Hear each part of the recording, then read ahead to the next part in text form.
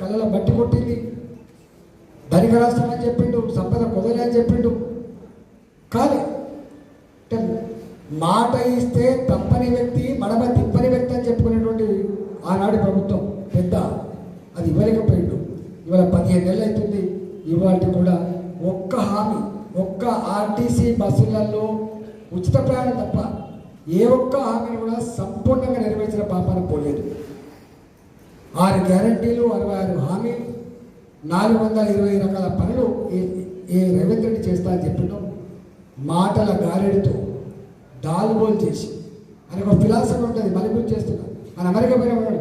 ప్రజలు ఎప్పుడు కూడా నిజాన్ని నమ్మరు, ప్రజలు ఎప్పుడు కూడా నిజాన్ని నమ్మరు, అబద్ధాలే ఇష్టపడతారు, అబద్ధాలు ఆడి నేను ముఖ్యమంత్రి కాదలుచుకున్నా అని చెప్పిండు. అయిడు ఇవాళ తేలిపోయింది.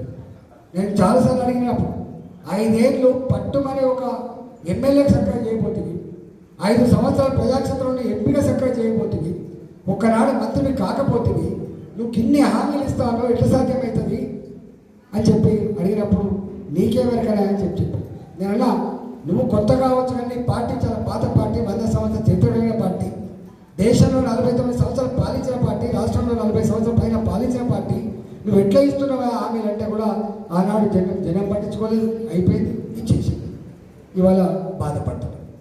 అయ్యో అయ్యో అంటే ఏమొస్తాడు ఇట్లే మనం ఎట్లా అంటున్నావు అయ్యో అయ్యో అంటే ఇప్పుడు జనం అంతా అయ్యో. అందుకని నిరుద్యోగ యువకులారా నేను ఒకటి విజ్ఞప్తి చేస్తాను. నేను స్వయంగా ఫస్ట్ టైం పార్లమెంట్లో అడుగుపెట్టినా.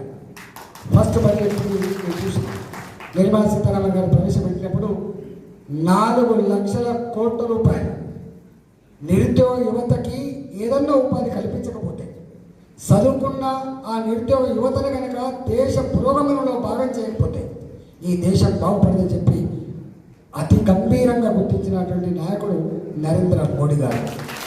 అది గుర్తించిన పార్టీ భారతీయ జనతా పార్టీ. అందుకే 4 లక్షల కోట్లు బాగా చెప్పాలంటే చాలా ఉన్నాయి. అసలు ఎన్నెన్ని రకాలు పెట్టిన వాళ్ళు అనేక రకాలు మైక్రో లెవెల్లో బ్యాంకులను ఎట్లా ఇవ్వాలి, ఇండస్ట్రీస్కి ఎట్లా ప్రోత్సహించాలి, చిన్న ఇండస్ట్రీస్ ఎట్లా ప్రోత్సహించాలి, కొత్తగా చదువుకునే వాళ్ళకి, క్రియేటివిటీ ఉన్న వాళ్ళకు స్టార్టప్స్కి ఎట్లా సపోర్ట్ చేయాలి, ఏం చేసుకుంటా అంటే దానికి ఎట్లా ఇచ్చేయాలి, ఉద్యోగాలు కల్పించేటువంటి వాళ్ళకు ఎట్లా మనం సపోర్ట్ చేయాలి, చివరికి అవసరమైన మేమే ఒక నెల జీతం ఇస్తామని ఎట్లా చెప్పాలి, నేను కొంచెం జోడించాను. నాట్ ఓన్లీ ఇన్ ఇండియా, ప్రపంచంలో ఎక్కడ పోయి బతకాలన్నా కూడా వాళ్ళకు ఒక పాస్పోర్ట్ తీసేయండి మనమే ప్రభుత్వ ఖర్చుతోటి, వాళ్ళకు ఒక వీసా తీసేయండి, వాళ్ళకు ఒక కంపెనీని మీరే వెతికియండి, మధ్యవర్తిగా ఉంది, వాళ్ళకి ఇన్సెంట్ చేయడంలో దుబాయ్ పోవాలన్నా అమెరికా పోవాలన్నా ఇతర దేశాలపై బతికే వాళ్ళకు కూడా ఇవాళ ఇవన్నీ సౌకర్యం కల్పిస్తే మన బిడ్డలకు ఎంప్లాయ్మెంట్ దొరుకుతుంది. ఒకప్పుడు వేరు, ఇప్పుడు వేరు. ప్రపంచమే గ్లోబల్ విలేజ్గా మారిన ఈ రోజులలో మన వాళ్ళు ఎక్కడికి పోయినా బతికేటువంటి ఆస్కారంలో ఈ రోజులలో ప్రభుత్వమే స్కిల్ డెవలప్మెంట్ సెంటర్ పెట్టడమే కాకుండా నువ్వు ఇలాంటి పని చేయాలని చెప్పి నాలాంటి వారిని నా అనుభవం ద్వారా సూచన కూడా చేశాడు. ఇవాళ 2025-26లో కూడా మళ్ళీ ఈ బడ్జెట్లో కూడా మొత్తం ఫోకస్ అంతా కూడా ఒకటే ఉండదు. ఇవాళ ఎన్ని రోడ్లు వేసినా, ఎన్ని రైల్వే స్టేషన్లు కట్టినా, ఎన్ని రైల్వే లైన్లు కొత్తవి వేసినా, 50 లక్షల కోట్ల బడ్జెట్ అని చెప్పుకున్నా, జీడీపీ పెరిగిందని చెప్పుకున్నా, ఇంకా ఎక్కడో కాడ యువత పాండబ్బల కాడ, యువత 4 బజార్ల కాడ ఇలా అనేక రకాల చెడు వ్యసనాలకు అలవాటై ఇవాళ ఎట్లా ఖరాబ్ అవుతుందో చూస్తూ ఉన్నాం. కాబట్టి ప్రపంచంలోనే అత్యధిక యువశక్తి కలిగిన దేశం భారతదేశం అని చెప్పేది గర్వపడుతున్నామో ఆ దేశంలో ఆ యువశక్తిని ఈ పెడమార్గాలు పోకుండా కాపాడే కర్తవ్యం ఉందని చెప్పి ప్రభుత్వం భావించి వాళ్ళకు అనేక రకాల స్కీములని, అనేక రకాల పథకాలను ప్రకటించింది.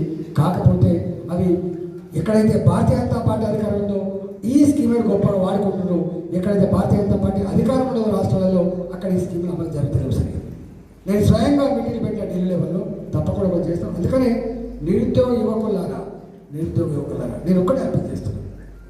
మీరు అనేక మందిని చూసేది మీరు, అనేక మంది ఓట్లు వేసేది మీరు, దానివల్ల వచ్చిన పరిణామం ఏందో అర్థమైన తర్వాత ఇప్పటికైనా మీరు మళ్ళీ మీకోసం తప్పించే ప్రభుత్వం నరేంద్ర మోడీ గారి నాయకత్వంలో ఢిల్లీలో ఉంది. కాబట్టి మీకోసం ఇక్కడ ఇలాంటి ప్రభుత్వాలు పట్టించుకోకపోతే కొట్లాడగలిగే శక్తి ఉన్న పార్టీ భారతీయ జనతా పార్టీ. కాబట్టి ఇవాళ భారతీయ జనతా పార్టీ అభ్యర్థిని ఆశించమని చెప్పి కోరుతున్నాం.